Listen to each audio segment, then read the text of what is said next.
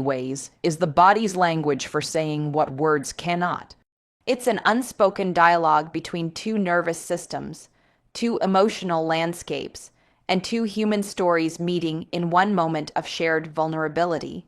Science tells us that when two people kiss, especially when the act carries emotional significance, a powerful cascade of biochemical reactions unfolds within the body.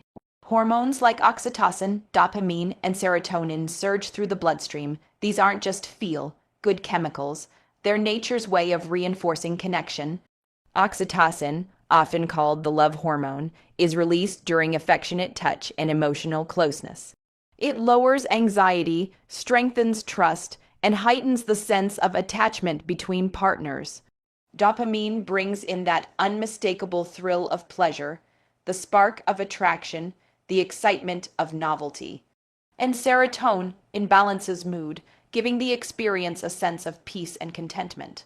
So when two people share a meaningful kiss, they're not simply expressing attraction. They're quite literally programming each other's brains for connection. They are reinforcing emotional memory through chemistry. That's why certain kisses linger in the mind long after they've ended. It's not about technique or even about passion. It's about the neurological fingerprint that moment leaves behind. But there's something even deeper happening here, something that science can measure but not entirely explain. Kissing activates the limbic system, the emotional center of the brain. It blurs the line between thought and feeling. It invites us to step out of self, consciousness, and into pure presence. For a few seconds, time seems to stop, and awareness narrows to the warmth of breath, the rhythm of touch, the exchange of energy between two people. And that is where the power lies. From a physiological perspective, this moment of connection creates synchronization, heart rates align, breathing patterns mirror, and even subtle hormonal rhythms begin to attune. The body, in its wisdom, recognizes safety and belonging. That's why a genuine kiss has the ability to calm anxiety or dissolve tension. It is, at its essence, the body's reassurance that it is seen, wanted, and safe. Now, from a urological or medical standpoint, this process is profoundly significant, especially in women. A woman's body often responds to emotional connection before physical arousal. Her nervous system requires a sense of security to fully engage the pathways that lead to desire. This isn't emotional sensitivity. It's biological design. When she feels emotionally attuned, oxytocin levels rise, cortisol levels drop, and the parasympathetic nervous system. The body's relaxation mode takes over. Only then does her body open up to deeper intimacy, both emotionally and physically. That's why the power of kissing cannot be reduced to mere seduction. It's an act of emotional calibration. It tells her nervous system, you're safe here, you can let go. And when that message is received, every aspect of intimacy, emotional, psychological, and physical, begins to flow naturally. Philosophically speaking, a kiss is also a microcosm of relationship dynamics. It's not a one-sided act. It's an exchange that thrives on sensitivity and awareness. You cannot rush it. You cannot control it. You must feel it, read it, respond to it. Just as in communication, where listening matters as much as speaking, in intimacy, responsiveness is everything. That's why the most memorable kisses often come from those who are present, those who aren't performing but connecting. And that brings us to a critical point. Emotional presence is what transforms physical contact into intimacy. You can't fake presence. The body knows when attention is divided. It knows when affection is mechanical.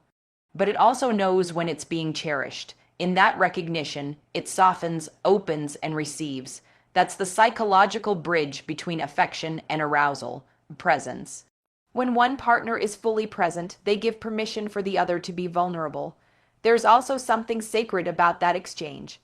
Every kiss carries unspoken meaning.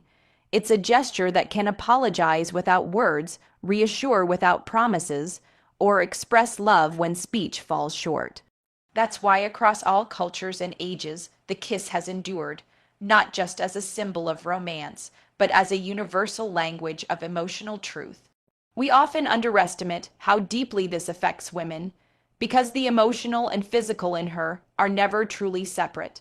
Her mind is her gateway to her body, so when a kiss communicates tenderness, patience, and genuine care, it awakens not just her senses but her emotions.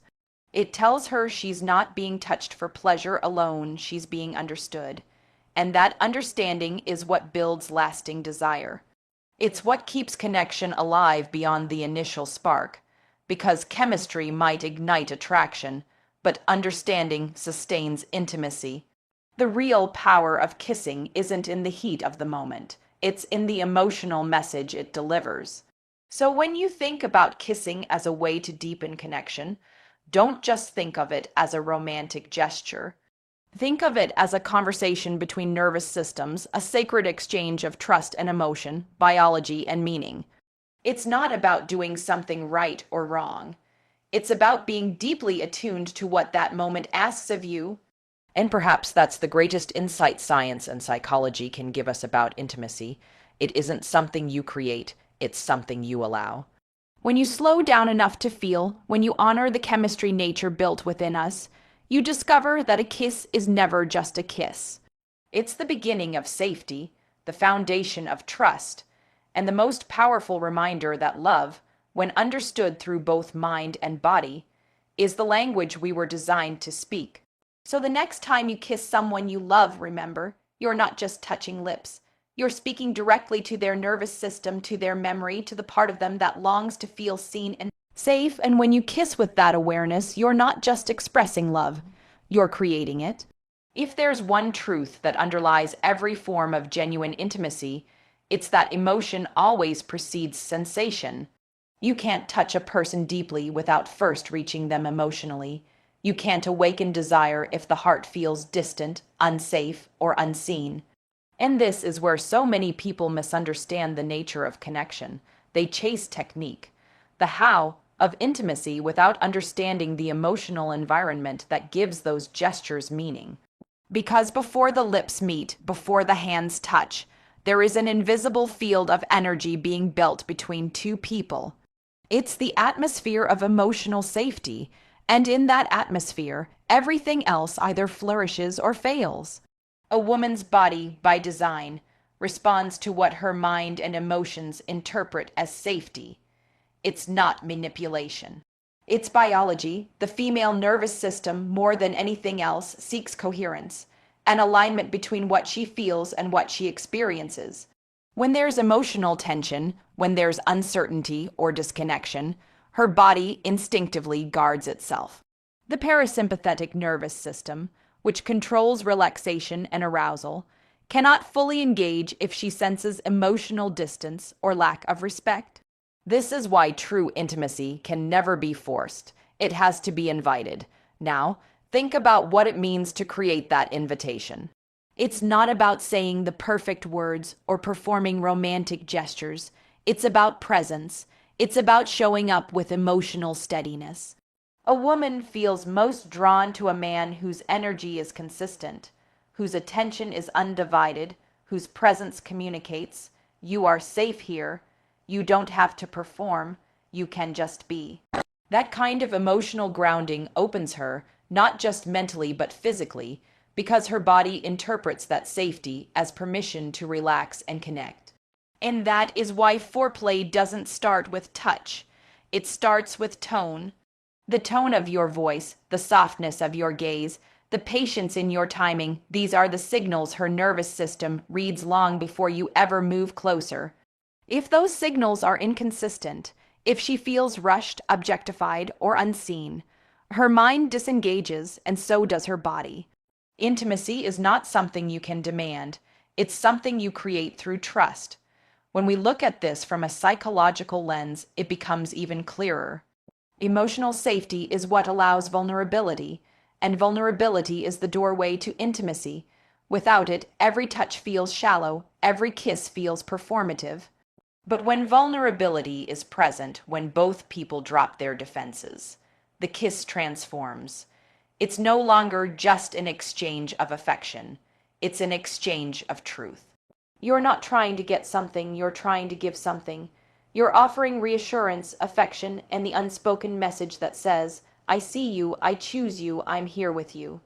There's a certain dignity in that kind of connection. It requires maturity, emotional intelligence, patience, and empathy. And while these qualities might not sound passionate at first, they're actually the foundation of lasting desire. Because passion that isn't grounded in safety burns fast and fades. But passion built on emotional understanding grows deeper with time.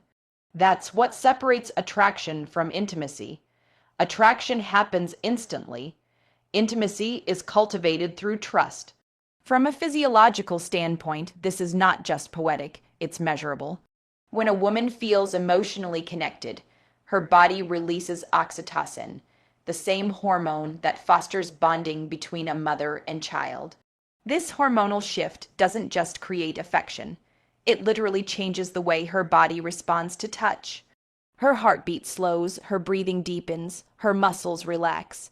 Her body becomes receptive, not as an act of submission, but as an act of trust. And that trust is everything. This is why emotional context matters more than any technique you can learn. You can know where to kiss, how long to linger. But if the emotional current isn't right, it won't land the way you hope. Because for her, intimacy is not a performance, it's an experience. And that experience begins with how you make her feel. Not just about you, but about herself in your presence. Does she feel valued, respected, and emotionally safe?